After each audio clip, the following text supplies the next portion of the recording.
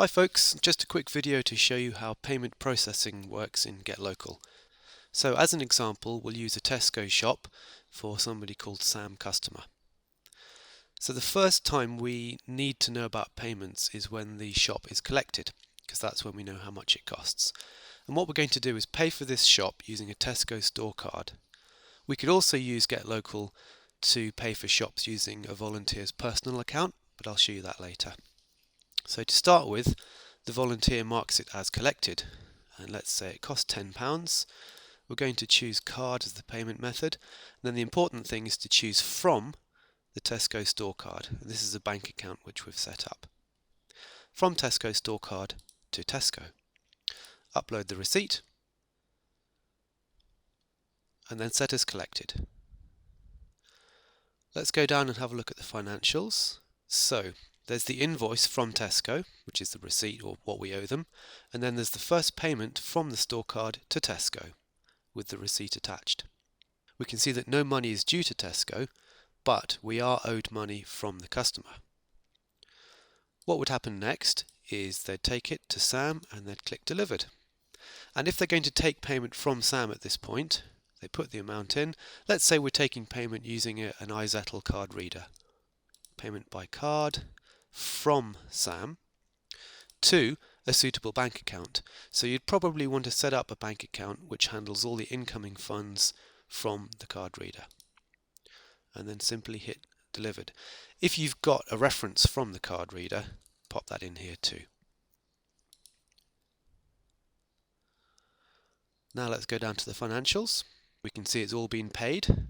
Nothing's due from the customer and nothing's due to Tesco because we've got another payment from Sam to the community bank account. So that's it as far as payments are concerned for this order. Pretty straightforward. Now let's take a look at another example, and this is again a shop for Tesco but another customer. What we'll do here is we'll actually use the volunteer's personal funds to pay for the shop, and then they won't collect money from the customer. Perhaps they forget or there's other problems when they drop the shopping off, and then later an administrator will have to chase the money from the customer and put the payment in. So here's some shopping. First of all, we'll assign it to a volunteer. Let's just choose example volunteer. And then the volunteer goes and does the shop, marks it as collected. Let's say it's £23. They'll pay by cash, and the volunteer this time is going to pay Tesco. They can upload the receipt if they want to in the normal way and set it as collected. Let's go down to the financials, and you can see that we don't owe Tesco any money because the volunteers paid them. However, we still owed money from the customer, and we are due to pay the volunteer who's currently carrying the balance on their account. What they'd do is they'd go and deliver it. Let's say they forgot to take payment or there was another problem, so they just set it as delivered. Here's an order where payments are due.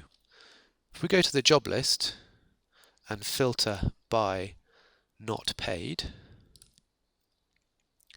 you'll see the little red icon at the end. So that means that the order has a value, but it's not been fully paid, either to the shop or to a volunteer. So later, a bookkeeper can find all of these, drop into them, chase payment, and then when everything's cleared up, add payment. And in this case, we needed to take money from the customer and pay the volunteer.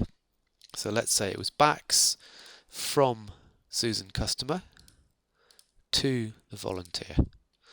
Add a reference if there is one. Let's just go ref 34 and add payment. Scrolling down to the payments section, you can see that this order is now fully paid.